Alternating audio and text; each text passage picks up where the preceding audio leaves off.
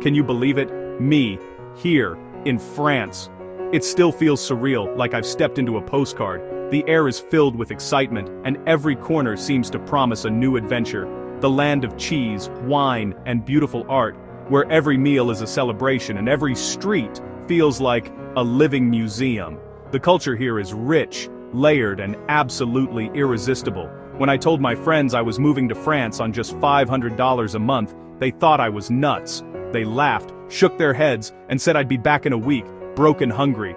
$500? Phil, that's impossible. That's what you spend on a fancy dinner in Paris. They pictured me living off baguettes and tap water, missing out on everything that makes France special. But I love a challenge. And I wanted to really live in France, not just visit. I wanted to experience the country the way locals do, to find out if it's possible to savor the French lifestyle without a big bank account. So I packed my bags, my stretchiest pants, a few essentials, and a sense of adventure that couldn't be contained. And a heart full of hope. I was ready to trade comfort for curiosity, and luxury for authenticity. The real France isn't in five-star hotels, it's in the cozy guest houses, the tiny apartments, and the places where real life happens. It's in the little corners, the hidden markets, the winding cobblestone streets where you stumble upon treasures you never expected, and the kindness of strangers, the smiles, the small acts of generosity, the conversations that make you feel at home even when you're far away. Some days are tough, but then, I'll sit by the river and realize I'm the richest guy in the world. The beauty here is free, and the memories are priceless. This is my diary, my love letter to a country that's taught me about food, life, and the art of slowing down. Every day brings a new lesson, a new story to tell, and finding happiness in the simplest things, like a fresh baguette, a warm coffee, or a friendly bonjour from a neighbor. So grab a coffee, and let's dive into the magic of living a five-star life on a one-star budget. Because sometimes, the best adventures begin when you dare to do the impossible. First things first, where do you sleep? It's the question that comes up before anything else when you're moving to a new country, especially one as dreamy and expensive as France. Finding a place to rest your head is the foundation for everything that follows. In Paris, rent would eat my whole budget. The city is beautiful, but the price tag for even the tiniest studio is enough to make you rethink your plans. I quickly realized that if I wanted to actually enjoy my time in France, I'd have to look elsewhere. So, I started searching in smaller towns. Think cobblestone streets, a little church in the center, and neighbors who greet you by name. These places have a slower pace, and the cost of living drops dramatically once you leave the city lights behind.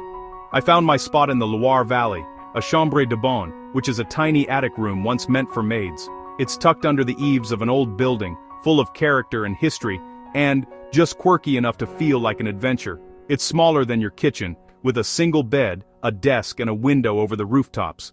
There's barely room to stretch out, but somehow it feels just right. The space is simple, but it's all mine. The bathroom's down the hall, shared with a few others. Not glamorous, but the sunrise view is priceless. Every morning, golden light spills through my window, and I remember why I chose this place. The rent? $200 a month. That's it. It's almost unbelievable, especially compared to what you'd pay in Paris. That low price means I can spend my money on experiences, not just a roof. Living small means living free. There's a certain lightness that comes with not being weighed down by stuff or high bills. My life fits into a few square meters, but my days feel wide open. I have one suitcase, a few books, and my laptop. Less stuff, more freedom. It's amazing how little you actually need when you're focused on living, not accumulating. I spend my time outside, exploring, not sitting at home. The Loire Valley is my backyard, vineyards, rivers, and endless trails. Every day is a chance to discover something new, meet someone interesting, or just soak in the scenery. My advice? Think outside the big city. There's so much more to France than Paris. The countryside is full of hidden gems, and you'll find a sense of community that's hard to come by in a metropolis. Shared rooms, house sitting, or even farm work can get you a roof and leave you money for croissants. There are creative ways to make it work, and you might even make friends for life along the way. You don't need a palace. All you need is a place that feels safe, warm, and yours, even if it's just a few square meters under the eaves. My little room with its rooftop view feels like one to me. Every evening I watch the sun set over the rooftops and feel grateful for this simple, beautiful life. And I wouldn't trade it for anything. Sometimes, the smallest spaces hold the biggest adventures. Let's talk food. Not just any food, but the kind that makes you feel like royalty, even when your wallet is feeling a little light. You'd think a tight budget in France means plain pasta every night, maybe a sad jar of sauce. But that's just not the case here. The secret? Shop like a French grandma. Skip the supermarkets. Hit the outdoor market. That's where the magic happens. Fresh, local, and often cheaper than you'd expect. My daily food budget is about $10. It sounds tight, but it stretches surprisingly far when you know the tricks. For breakfast, a fresh baguette from the boulangerie. It's warm, crusty, and costs less than a cup of coffee back home. Lunch, a sandwich with that baguette, a wedge of local cheese, and a ripe tomato. Sometimes I add a few olives or a smear of mustard for extra flavor. The cheese here is world-class and cheap. It's a flavor explosion. Creamy, tangy, nutty, and always satisfying. Dinner is all about seasonal veggies, soups, stews, roasted goodness. I love experimenting with whatever's freshest at the market, from zucchini to leeks to sweet carrots.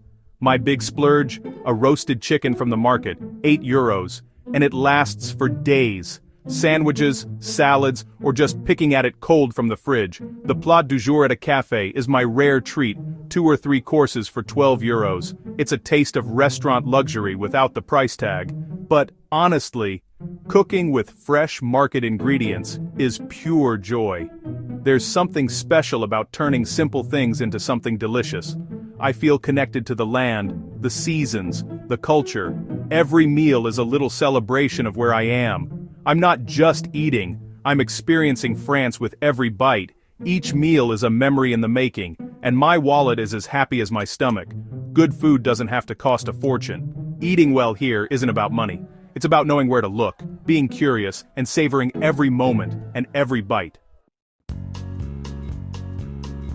Transportation can kill your budget. Taxis? Forget it. Even buses add up. So, I walk everywhere. It's free, and it's the best way to discover a place. My town is small enough to cross in 30 minutes, and I take a new street every day. I've found hidden bookstores, secret gardens, and burned off all those baguettes. For longer trips, I bought a squeaky second-hand bike for €40. On weekends, I cycle past castles and sunflower fields, views that cost nothing. Walking and cycling have slowed my pace of life. I notice the seasons, the light, the people. Back home I was always rushing. Here, I'm present. If you come to France on a budget, leave the car keys at home. All you need are your feet, a good pair of shoes, and maybe a squeaky old bike. That's the real adventure. Making friends in France can be tricky, especially if your French is, well, terrible. My breakthrough? The local bakery.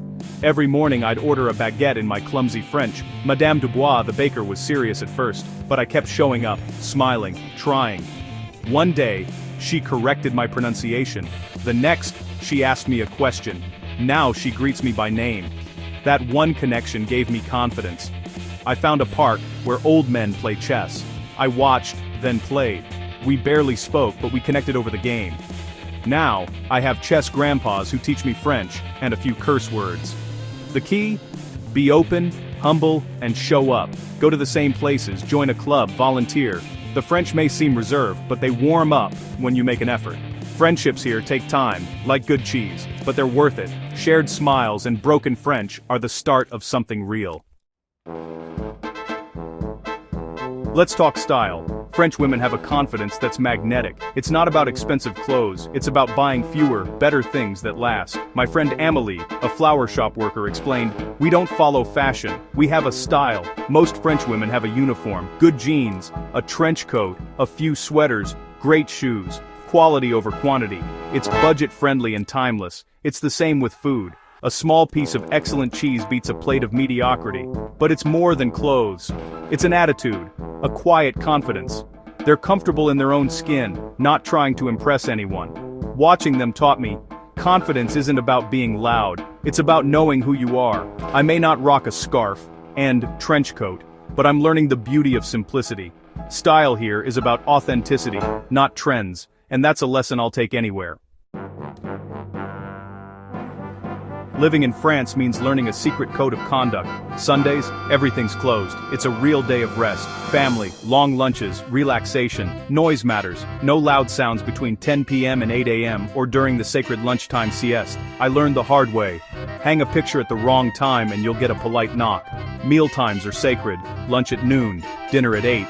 Try eating at 6:30, and you'll get strange looks. Always say bonjour when you enter a shop, au revoir when you leave. Even if you buy nothing.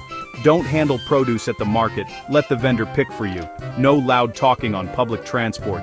These rules might seem strict, but they create a culture of respect and quality of life. Once you learn the code, you feel like you belong. It's all part of the French rhythm. This journey isn't just about saving money.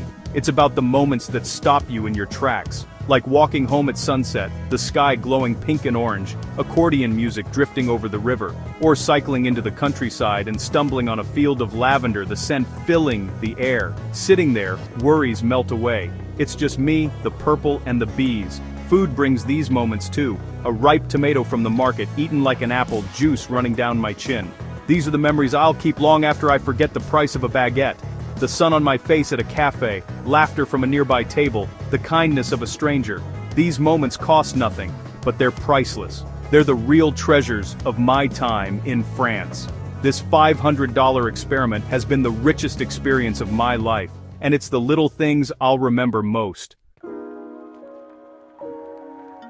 Can you live in France on $500 a month? Yes, and it's wonderful.